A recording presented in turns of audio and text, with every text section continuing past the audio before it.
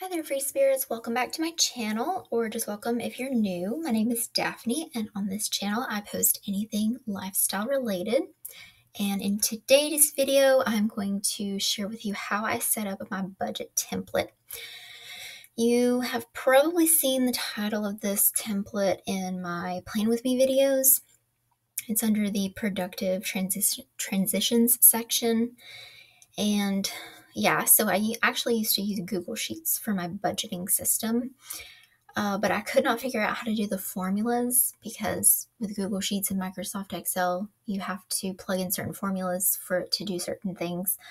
And it just seemed very time consuming. So when I found out about Notion and I discovered their budget template, I thought, okay, I'm going to use Notion for my budgeting because it just seems rather simple and quick, and that's kind of what I want for my budget because I don't want to sit down and have to spend a lot of time on it. So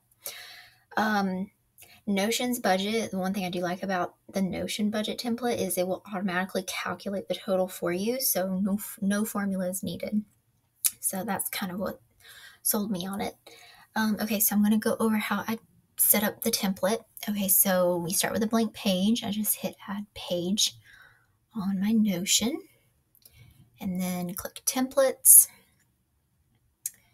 and then go to life, simple budget, get template, and then you can change the cover if you want. I usually use Unsplash if I don't like the cover it comes with. You can just, put it whatever you want. And then you can change the icon if you want, to whatever you like. And then I'm going to go up here and make sure it's full width. Okay. And so as you can see, you have an expense column, an amount column, category, and date. So monthly budget, what I like to do is put however much I want to budget for the entire month for everything, including rent, utilities, maybe a little extra if I need something like maybe extra food or maybe a clothing piece if I need to replace something or whatever. So let's just say, I'm just making this up, let's just say $2,500 is the monthly budget. And then I'll go in and try to plug in the numbers for, rent. So we'll just keep rent where it is. And then phone, we'll keep that. We'll delete this. And then movies, we'll just keep that, I guess. Delete that. And then books, if I'm in school, so if you're in school too and you have books you have to buy, or if you just buy books from the bookstore, you can allot a certain amount for that, or how much you paid. So yeah, just to kind of keep it simple, we'll start with this, and then like if you need to add another one, you click new. You can add utilities, put however much that is, choose a category, and the date whenever it's due. And what I like to do is add a comment box column deal. And that way, if I have something that I need to add, like for instance, if let's see, if you had to buy books for the semester, I could just put, if I need to make a note, bought books for, English course. And that way I know what I spent my money on a little more particularly. If you have subscriptions, you could do it separately. Like if you have Netflix and Hulu, for example, you could type in Netflix for expense and then Hulu for another expense, or you could just type in subscriptions to keep it simple. And then, type in however much the subscription is, total count if you have two, and it's, 15 each.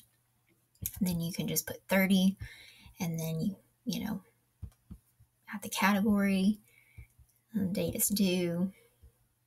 If you need to add a comment, you could put, what you spent your money on. So if you have Netflix and Hulu subscriptions, you can add that to see what subscriptions you're talking about if you need to add more information to the expenses. So I really like that. And then also, if you need to add a category, we'll just X that out. Just start typing and then create, and then a new category is right there. And then I also like to add a paid checkbox. Let's see, number.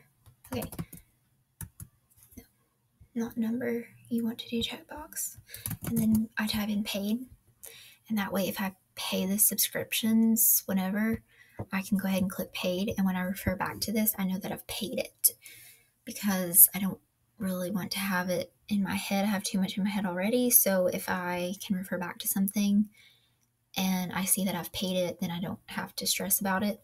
And if I haven't paid it, then I just pay it whenever it's due or whatever. So I really like that, but this isn't necessary. It's just something I like to do. And then there's one other thing. Let's see. Oh, and then it calculates the amount. So if you, have, let's say, text. Okay, we'll do number and then put, like, if you have a roommate or if you're rooming with a significant other or family member or whatever, you could put person 2 in another column. And then, let's see, because you can't, I don't see where you can duplicate that. Okay, so then you just put, person 1 and 2 if that's, or 3 and 4 if you have more than one roommate or whatever your situation is. And then that way, if you split the payments, you put 50 for one person and then 50 for another, and you can kind of see who's paying what and how much each person needs to contribute. And then down here you hit calculate and sum, and it'll give you the amount that each person has to pay every month. So I really like that. And another thing you can do with this is you can actually put expected. I've seen this on a YouTube video, but not in Notion. It was, I think, on a Microsoft Excel or Google Sheets spreadsheet. So you do expected and then actual. So like if you have, pet expenses and you expect to pay like $45 for food, for example, then, and you look and see and you see you've paid $32, then you can kind of calculate what you expected versus what you paid and see if it was over or under.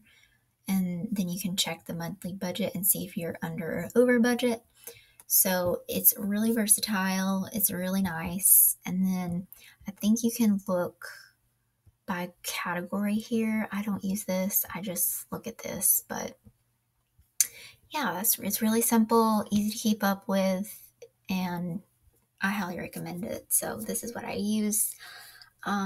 So yeah, that's how I set up my budget template. And then I name it. Probably shouldn't have done that at the beginning, but oh well. I normally name it that, but I'll just do this, change it up because I'm deleting it anyway. But yeah, that's how I set it up. I hope you liked this video. I hope it gave you some ideas or inspired you to create a budget template. I know for me, creating a budget was really tough in the beginning because it's almost like, how do you set it up? Especially with the unfixed expenses like clothing, groceries, there's not a set amount. It's not a fixed amount, whereas rent is a fixed amount. You know that you're paying that every month. So, I had to figure out a system for that, and I recommend doing something simple because on the Google Sheets, I had it broken down into so many different, not even categories. I just had categories and then I had subcategories, and it was just kind of a lot. So with this, I just keep it simple, and then I put a comment if I need to add a comment like I showed you. So yes, this is how I set it up and how I organize my budget. And like I said, I hope this inspires you or helps you in some way, and motivates you to start budgeting or to keep up with your budget. So yeah, thanks for watching this video. I hope you found it helpful. If you did, please comment and like this video, or comment below, I should say, and like this video. And as always, if you want to know more, just subscribe.